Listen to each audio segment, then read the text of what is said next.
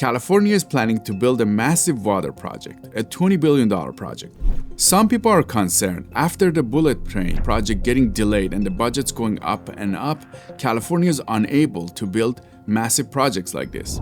Today we sit down with Bradner, who's an executive director for the organization that's behind developing this project. Today he's going to give us an insider view of this project, how it will impact the community, and what measures he's taking to make sure we don't end up the same way as the bullet train. This project is being designed for a 100-year minimum life expectancy, so it would be delivering water for the next century. So this is really a generational improvement that will continue to provide water throughout the state for many generations to come. Some people in your space that argue that there might be better ways of getting this water. What are your thoughts on that? I'm Siamak. Welcome to California Insider. Graham, it's great to have you. Welcome. Thank you. Happy to be here. We want to talk to you about one of the biggest projects the state is going to do, which is the Delta Conveyance project. Can you tell us more about this project? The State Water Project, first of all, is backbone infrastructure for the state of California. So this is a system that delivers water to 27 million Californians throughout the state. 750,000 acres of ag land is supported by the State Water Project. So the Delta Conveyance project is an augmentation to that system. It's intended to improve the ability to deliver water through the Sacramento-San Joaquin Delta. There is the existing State Water Project infrastructure that's mostly positioned in the South Delta. So that's where the pumps and the canals start that head south and over to the Bay Area. So the Delta Conveyance project would add 2 new intakes on the main stem of the Sacramento River on the far northern side of the Delta, and then connect those intakes through 45 miles of tunnel down to the far southern end where those existing facilities already are, and connect those up at the Bethany Reservoir, which is kind of a key meeting spot for all the canals that take off from there. Right now, there is a big problem with pumps, and people are always wondering, like, how much can you pump and all that. And would this project solve this problem in a sense? There are a couple of issues evolving. One is a changing climate, which is affecting the runoff patterns through the Delta. As the past years have demonstrated, even in dry years, there are big storms that come and huge pulses of water that flow through the system. But there are also a lot of operational restrictions and limitations on the existing system that prevent really the full use of the State Water Project water right. So this project is intended to work in conjunction with those existing facilities, so combined and in concert with. But having intakes on the completely opposite end of the Delta would provide a lot more flexibility in terms of adjusting for river conditions or regulatory considerations. And in some situations, it may be such that both are operating at the same time. So it allows for capturing high flow conditions, although relatively brief, but to capture significant quantities of water and move it downstream into storage throughout the system. Does it give assurance to farmers and the water users after this project is built that we will have the water? Because some years farmers tell us that they're not getting enough allocations. There absolutely has been a lot of variability in terms of the deliveries on the State Water Project. We've been tracking this with the Department of Water Resources for the past 5 years. Each of the years has been different, but in every year, the project would have delivered additional water had it been in place. A really good example is last year. So just this would be the water year 24-25. Almost 1 million acre feet would have been captured and delivered through the Delta Conveyance project had it been in place. To put that into context, Diamond Valley Reservoir, which is a very large Southern California reservoir, holds about 800,000 acre feet in total. So this is about 1.2 times the volume of Diamond Valley. So that's a significant amount of water. These could be considered missed opportunities because the existing system limitations we talked about. So when the rain comes, and we see those footage of when the water is going to the ocean because we can't capture it, right? That's correct. And so having the intakes on the main stem of the Sacramento River as on-bank intakes really alleviates a number of the challenges that may prevent or limit the use of the existing system. So this provides a set of intakes in a very different condition where, in which case the state would be able to divert in cases where they can't out of the south. Graham, this is a large project. This is a significant project, like It is. 24 billion, 20 to 24 billion, something. Our last estimate in 2024 dollars is 20.1 billion. Yep, 20.1 billion. correct. The state, right now, unfortunately, we don't have a very good reputation for building big projects like this. What are your thoughts on this project? So I'm familiar with that reputation. I guess starting first with the organization that I work for, the Delta Conveyance Design and Construction Authority, is a purpose-built organization. It's a joint powers authority formed by the 16 public water agencies that are participating in this program, buy water through the State Water Project. So there's a clear connection between those responsible for governance and oversight, who are those same 16 public water agencies. They form the board that I report to. So there's a very clear connection to the work that's being done, the funds that are being spent, and those are the folks who are paying the bills associated with the work. So first of all, I think that's a very good structure. These JPA structures do work, and it's been working very well for the years that I've been involved, and really since the organization was created.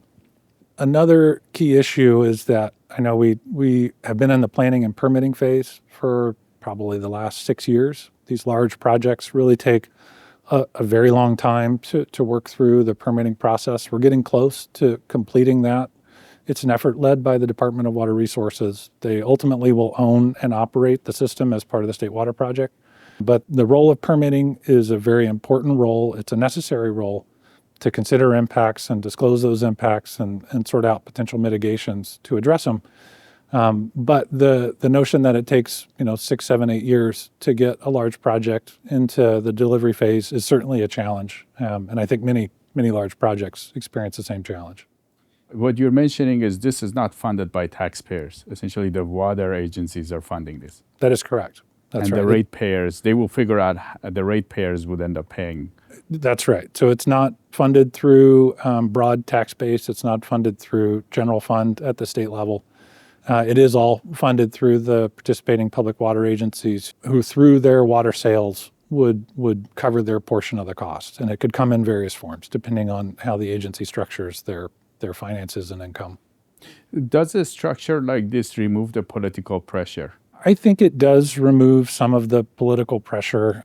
Although at the same time, we're partnered with the Department of Water Resources as the ultimate owner and operator of the system. So the state would own it? The state would own it when it's done, but we're the agency responsible for design and construction. The State Water Project in general has been removed somewhat from political conditions because the way that I'm describing this project would be funded is the same way that the State Water Project is funded overall. There is no general fund that supports the State Water Project. That system is entirely paid for by the water agencies that receive the water. And in doing that, it removes it from the political cycles that may affect other, large commitments at the statewide level as there's political turnover and change, priorities change. But delivering water through the State Water Project is not an option to be changed because it's the water agencies who pay for it. They fund all the work that's performed on the system. You mentioned it takes 6 years to do this, 6 to 7 years to do the permitting. Can you tell us what's the process like? And is this reasonable? That's a difficult question as to whether it's reasonable. I can tell you some of the things we've done maybe a little differently on our project, on the Delta Conveyance project. When Governor Newsom took over and California Water Fix, which was a twin tunnel version of the project, was downsized to a single tunnel project. We took full advantage of really thinking through the configuration of this project, recognizing the difficulties of permitting in the state and also in a setting like the Delta, which is a environmentally and agriculturally significant and sensitive area. So we knew there were significant permits that were going to have to be worked through in the process. So we started early, siting all of the project facilities from scratch, thinking through existing infrastructure, farmland designation, environmental habitat, anything that we knew would be an important consideration when it came to laying out the new configuration of the project. We took that on early, even before the environmental permitting process had really started, so that the concept that we took into the CEQA process already had significant refinements in terms of managing and minimizing community effects to the region. That was a somewhat novel approach to dedicate that amount of energy prior to CEQA, and then carrying a project that already incorporated a lot of those refinements even into the CEQA process before impacts were identified and necessary mitigations then identified. So we weren't waiting on CEQA to tell us where we needed to make changes. We made a lot of changes before. So this is a very long project. Like the length of this project is 40-something miles. Is that? It's 45 miles of tunnel, yes. It is and it very goes long. through different communities, right? It does. It starts around the community of Hood in the North Delta along the Sacramento River. The tunnel alignment swings east towards Interstate 5. We generally avoid tunneling under populated areas. The good thing here is this is a very rural setting. So there's existing infrastructure, a lot of existing farmland, levees, other types of infrastructure. But in terms of populated areas, we swing over towards Interstate 5, then down towards the Port of Stockton, and then back over towards the South Delta near Clifton Court Forebay. So we do generally avoid significant populated areas. You mentioned that you actually mitigated some of the CEQA-related risks by in the design phase. Did you design it in a way where you don't have a lot of environmental impact, or did you have to go with a certain design and you thought about how to deal with the environmental impacts? When we set about redesigning the project for a single tunnel configuration, the Department of Water Resources issued 10 objectives to us to consider how we might, for instance, minimize impact on existing farmland usage, how we might minimize potential flood risk increases associated with the project, how we might minimize increasing demand on what is already a somewhat stretched emergency response system within the Delta. So with these objectives, then we set about essentially redesigning the project. And so for each major project facility, whether it's the intakes, the pumping plant at the south, the launch shafts for the tunnel boring machines, we created a repeatable process of considering potential candidate sites, screening them based on a number of factors. So as I mentioned, it might be the presence of habitat that might be, important habitat. There's various farmland designations throughout the area, so understanding what those current designations are and usage at the surface. The presence of existing infrastructure that might be affected by the construction of the project. Existing structures, houses, buildings, other structures along the way. And so by performing that siting study, we developed a configuration that minimizes those impacts, irrespective of their consideration through the permit process. But just knowing that going into the process of permitting, that many of these considerations had already been built into the concept, as opposed to waiting for the permits to tell us where we needed to make changes. So most of the projects that we build go the other way, right? We kind of plan and then we go through the CEQA, and then the CEQA will say make the changes, right. And then you have to go make the changes. So you guys figured out what to do beforehand. Yes, because a project at this scale, I think it was a good strategic decision to really dedicate the energy and effort early, not only so that we could develop a concept as we've been talking about, but also to really bring a comprehensive project to the table, so that not just the major elements of the project were being considered through the permits, but even the ancillary impacts, the roads that we're going to need to haul materials on and access the sites. How would those be affected? Existing roads, are we going to need to modify interchanges and off-ramps? And so that the project footprint captures a fully constructible project, not leaving anything out to be decided later, which is pretty typical. Like you're saying, other projects, maybe not of this scale, would enter the CEQA process with less refinement on those maybe ancillary or kind of detailed elements. But because the project is the scale that it is, we feel it was worth the energy to really map out a complete project that could then be taken into CEQA. Now, there's a lot of CEQA lawsuits. Are you concerned of you guys getting some of those too in this way? Is it customary for a lot of projects like yours, especially your size is huge? A lot of projects in California would hit those, will have those lawsuits hit them. Do you think you guys will get some of those as well? Well, you're right. I mean, right now, the legal focus is typically on the environmental permitting side of things. Those are ongoing, but as DWR is the lead permit agency, those are not directly they're not directly pointed at the DCA. I expect into the future, with a project of this scale, there will certainly be issues of some form or another. The topic of permits will start to transition to a permit compliance viewpoint. So once all the permits have been obtained, there are the regulatory requirements and commitments associated with those permits. And so it'll be our responsibility, working very closely with DWR, to make sure that we are compliant with all the regulatory requirements.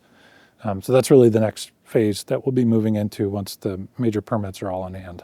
So once you have the permits, then you're going to look at the compliance, if you can be compliant with them. And then from there, when would you guys start the construction? First of all, we have been working on the compliance side now, just to, collecting the commitments and requirements along the way so that we're not waiting till the very end to assemble them together and see what we're dealing with. So we have been collecting and compiling along the way, but upon completing the couple really significant remaining permits, then yes, we will be shifting to really a go, no go decision phase for the water agencies. And so these are all of the public water agencies considering their participation in the project for delivery, signing on for their portion of the debt service associated with the bonds that would be used to fund construction of the project. So that's really the next major phase that we'll be entering. Our anticipation is maybe late 27 that will start with the public water agencies and probably take the better part of a year to get through the 16 agencies. Having done that, we would then really be focused on the delivery phase of the program. Construction of some of the very early elements would be in mid-29. That's really for the compensatory mitigation projects that are necessary to mitigate the project elements. And then likely starting major construction elements on the features of the Delta Conveyance project around 2030, 2031. You mentioned the go, no-go phase. Is there a chance for this to get stopped, or is it that the water agencies, not all of them, may participate in it? I'd say it's more the latter. I mean, the decision is a decision for the water agencies to consider their participation. So that is really the major point that we're heading towards is the collection of 16 water agencies. Each individually need to commit to their portion of the debt service, and that's really the next big milestone that we'll be entering for the project. Depending on how that goes, really dictates the future of the program. And what would they get for participating besides signing up on the debt? Do they get more water, or do they get a better price? So this project is being designed for a 100-year minimum life expectancy. So it would be delivering water for the next century through this system. It is combating the changing conditions within the Delta, which have already reduced exports compared to historical performance, and which are forecast to continue to decline. And so what this project does through its enhanced flexibility is allow the State Water Project to stabilize and offset the degradation that will continue to occur if nothing is done about it. So it stabilizes the water supply for the future. Opportunistically, it will yield water above, just as I mentioned with the missed opportunities. There will be opportunities to capture additional water and put it into storage for dry years. I guess to be very clear on a point, this is not a new water right that's required for the State Water Project. There's an existing water right. This system would be operated within that water right, but it would allow for more flexibility in conditions and adapting the operations in the Delta, depending on what the runoff is or what other limitations might be curtailing their exports. When you go to the construction phase, you mentioned it will take 10 to 12 years, right? Is there any reasons for that? I know this is a massive project, but are there any hurdles that you might face in construction? You're right about the schedule. It's about 13 years of construction associated with the project. The main cause of that, although if you really study the elements of the project, there are just several very large features that take take many years to fully construct. But it is the tunnel itself that really drives the schedule. Those tunnel boring machines excavate on the order of 2 miles per year. And so we would have currently 4 TBMs that would be excavating simultaneously along separate reaches of the project. But it's that production rate that tends to drive the schedule.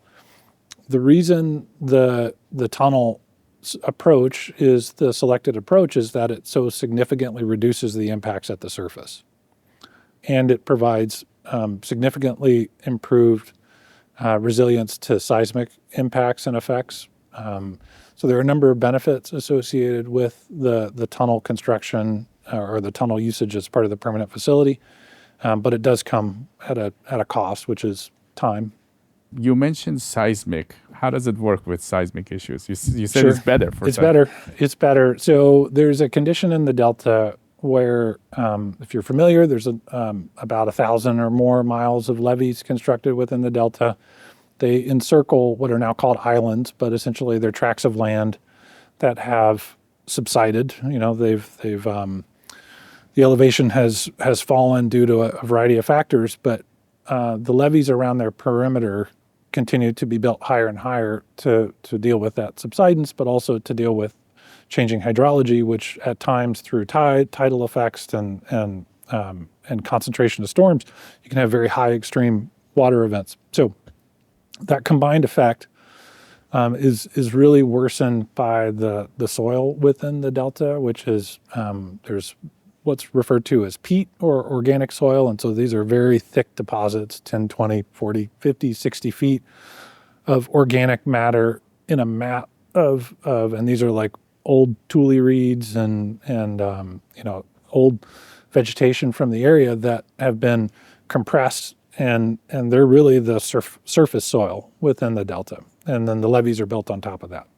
And so that material, it's not a reliable material when it comes to seismic performance. So that's one issue. The other is that it's all saturated, which is also, from a liquefaction standpoint, is a necessary requirement that it be fully saturated. So you have those elements combining to make surface construction very difficult and seismic stability also very difficult within the Delta.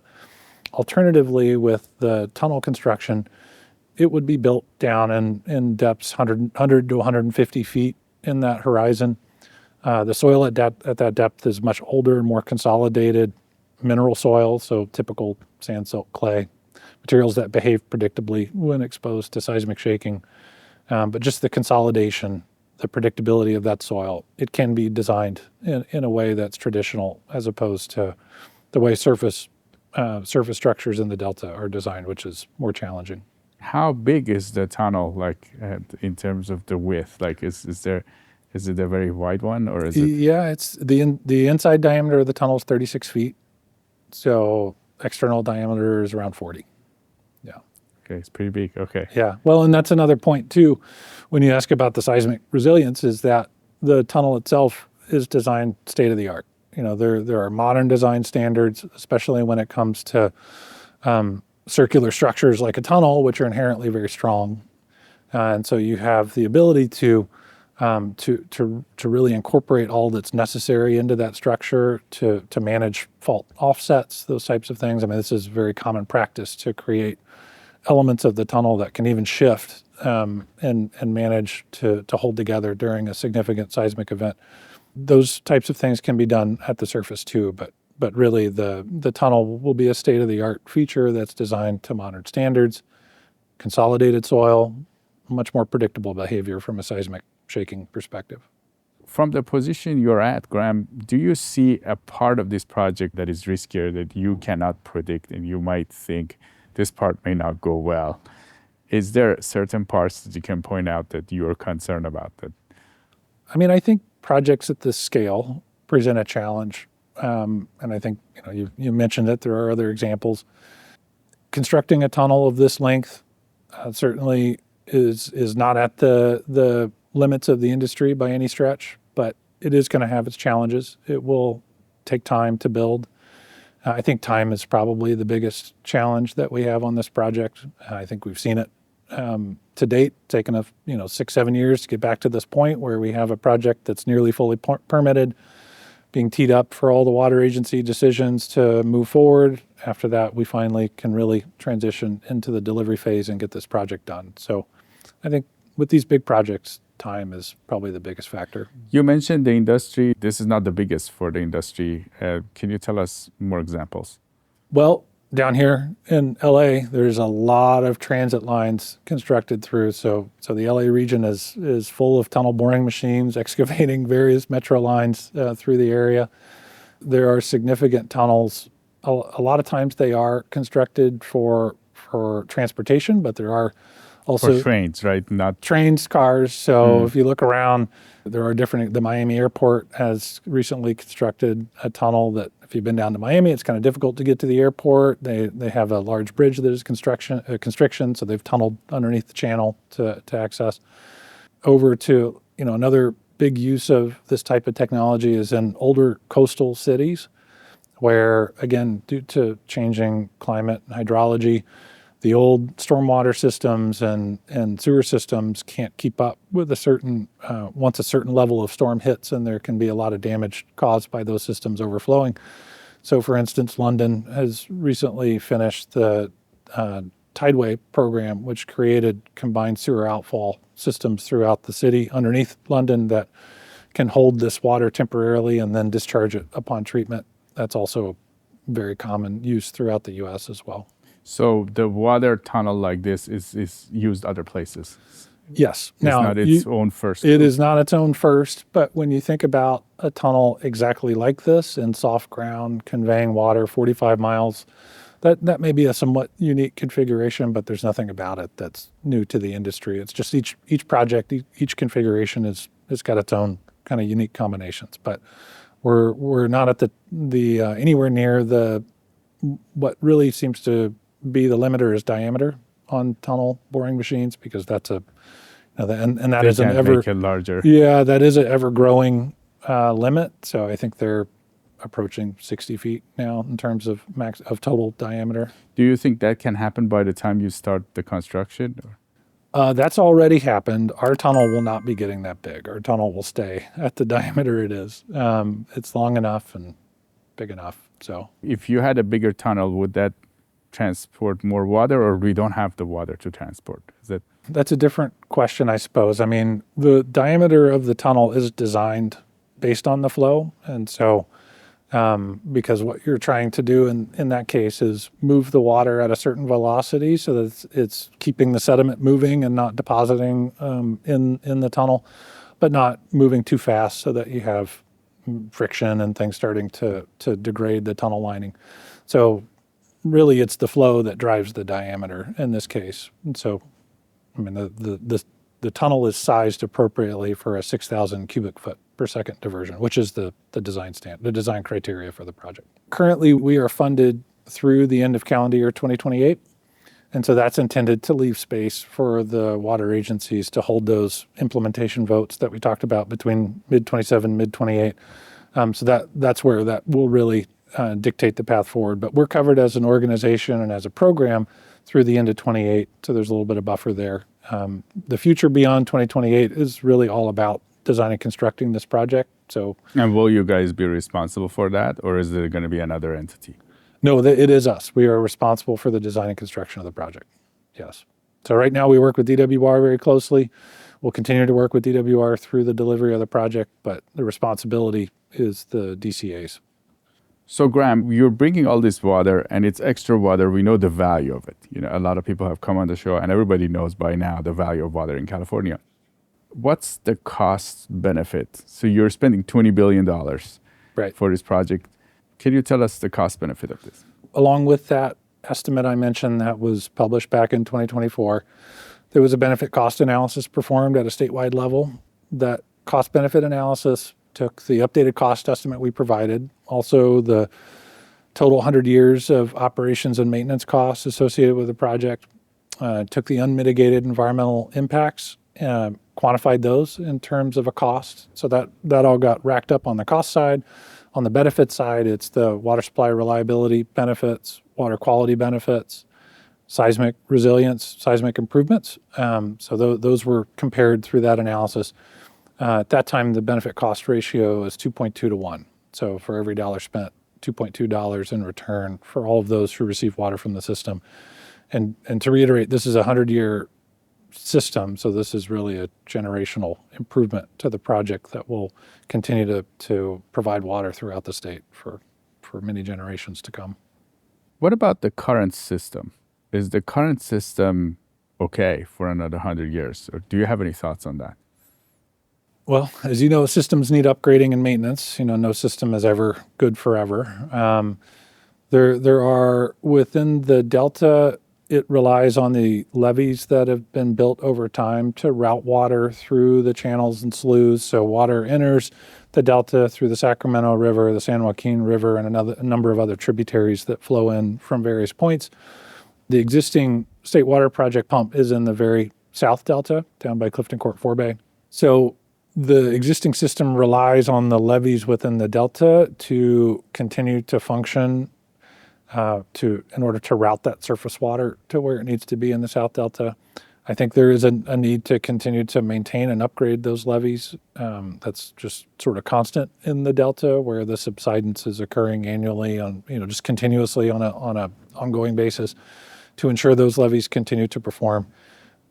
It is the state's priority to continue operating as a priority the existing infrastructure in the South. So yes, I think there is definitely a need to continue upgrading the levees within the Delta, for instance, but it's not at the cost of Delta Conveyance, and upgrading those levees does not remove the need for the Delta Conveyance project for the reasons we just described. They are really intended to be operated as complementary components of the same system. So you mentioned this is going to cost about $20 billion. Based on our experience with other big projects in the state, the costs have gone up and up and up. Are you anticipating the costs to go up significantly from here? So to clarify, the $20.1 billion, so that was an estimate in 24 and 2023. So the dollar basis is important. It's an undiscounted estimate, an economic term that essentially means the time value of money is not included in that estimate. So but inflation will cause it to go up. But the benefit cost analysis does build in the time-related aspects of the analysis, because you have an offset benefit in construction periods. So you've got 20 years of all expenditures, and then you've got 100 years of benefits that accrue. So the way economists handle this is through discounting. They discount back to a consistent dollar basis, and that's what we have with the benefit cost ratio. So those offsetting costs and benefits have both been discounted back to that same 2023 dollar basis. We will be updating the cost estimate next year. So this is really a key predecessor to the water agencies making their implementation decisions. We will be updating the estimate to a Class 3 estimate. So that's an improvement over the last estimate, which was a Class 4. Really just narrowing the accuracy, tightening up conservatisms, and just removing some of the uncertainty associated with cost estimating for that Class 3.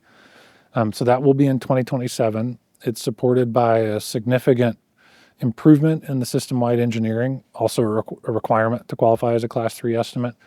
So we've moved the overall system-wide design substantially forward. That information is feeding the updated cost estimate. At the same time, we're considering a number of potential refinements to the design and construction program to better manage schedule, better manage risk, actually remove hard costs through reduced quantities. We talked about this back in the 24 estimate. We put our base estimate out of $20.1 billion, but we highlighted several potential refinements to the project, which even at that early stage, we were very comfortable saying we see $1.25 billion saved through this set of refinements here. And this is just scratching the surface, because we were at a very early conceptual design phase. And so for us to come out with those types of refinements, we would need to feel very confident and comfortable talking about those now, which we are and were then. So we're continuing to work on the refinement side of the design as we're enhancing the design, collecting more subsurface information, trying to tease out conservatisms that we knew were built into the original, very conservative early design, so that we're attempting to offset some of those inflationary impacts. So that next estimate that comes out in 27 will be a Class 3 estimate, fully supported by a system-wide design. Which is more detailed. Class more 3 more means more accurate. More accurate. So it'll move initially at the very early concept stages of a project. You'd call it a Class 5, and then it increments up to a Class 1, meaning you're essentially in construction. Your and actual cost. There's very little margin of error associated with a Class 1 estimate. Class 5 has a very large margin of error, and so we're incrementally moving our way across that spectrum. And a Class 3 is the right point to be at for making significant funding decisions. It recognizes still the uncertainty that we have on the project, but it captures a level of detail that's reasonable and appropriate for this stage.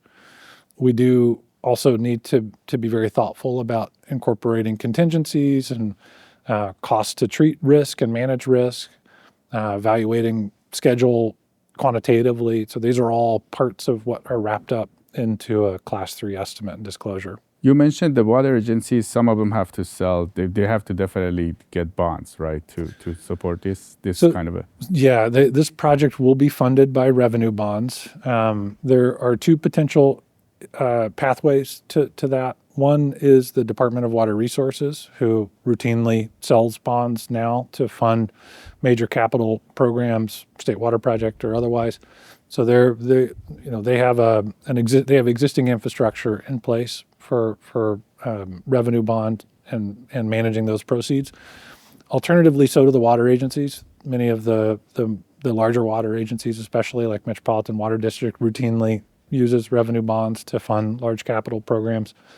I guess I mentioned two options, but really the third option would be the Delta Conveyance Finance Authority, which was a separate JPA that was established by the same collection of public water agencies. And that finance authority would also be a potential option. But I think right now the working assumption is that the Department of Water Resources would sell the revenue bonds, but it would be each of the public water agencies that would assume the debt for their portion of the project and would be required to repay those bonds over the life of the bond period. In a project like this, is 13 years of construction, so you're going to spend all this money over 13 years. Do they sell these bonds like every year, or do you get the money in upfront? How does that work? Typically, it's timed. So there's a projection of cash flow necessary for the project, and the revenue bonds are sequenced in advance so that it's not arriving just in time. Nobody would want to run a project like that. So, but at the same time, you don't necessarily want to hang on to the bond proceeds too long either. There's limits there. So really, it's a kind of an offset curve where you know when you're going to need those those proceeds to pay for capital improvements, and then you've got sort of an offset curve where you're actually selling and collecting the revenue associated with those bonds in advance, but not too far in advance. So Graham, there are some people in your space that argue that there might be better ways of getting this water, other opportunities, recycling the water, doing desal. What are your thoughts on that? So first of all, the State Water Project water for most, if not all, agencies is the least expensive supply they have. I would never advocate that anyone put all of their eggs in one basket on water supply, but the notion of a portfolio is absolutely the correct approach here. But many of these other supplies are significantly more expensive. They can't produce at the same quantity.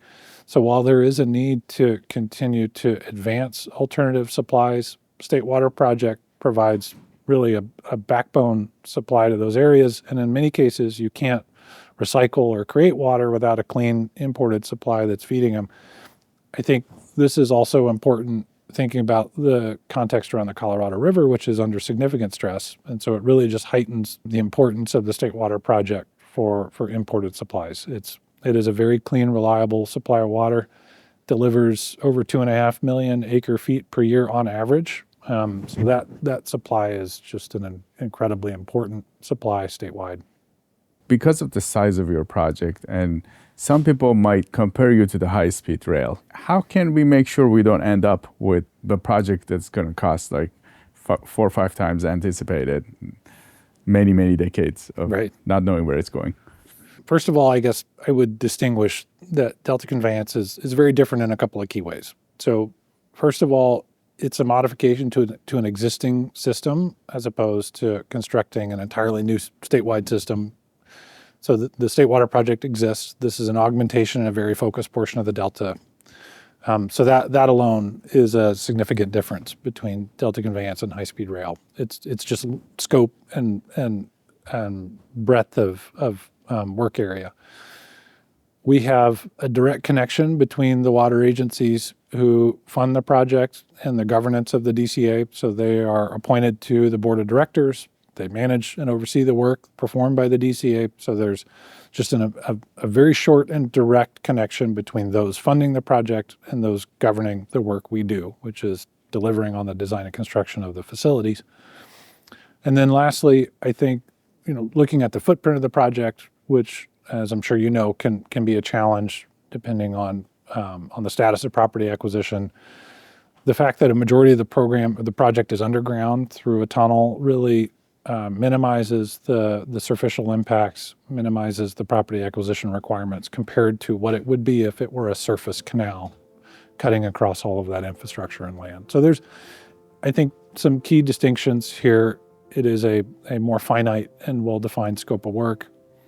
So the broad leadership oversight. is very clear, and you talk to your board members, right? Correct. Do That's you do correct. it on a regular basis, and We do. are they involved? Yes, we meet regularly, and for that matter, our meetings are public. We do operate as a public body with under the Brown Act. So everything that we do at the board level is available to the public. We're very transparent about the work we do. Also, I think really essential for programs like this. And yeah, it is the board of directors that provide direction to me as the executive director of the DCA. So close connection to the water agencies. Graham Bradner, it was great to have you on California Insider. Thank you very much. I appreciate it. Tell us what you think about the Delta Conveyance project. Make sure to tell us in the comments or email us at siamak@californiainsider.com. We read all of your emails and comments. I'm Siamak Khorrami. This is California Insider. We'll see you next time.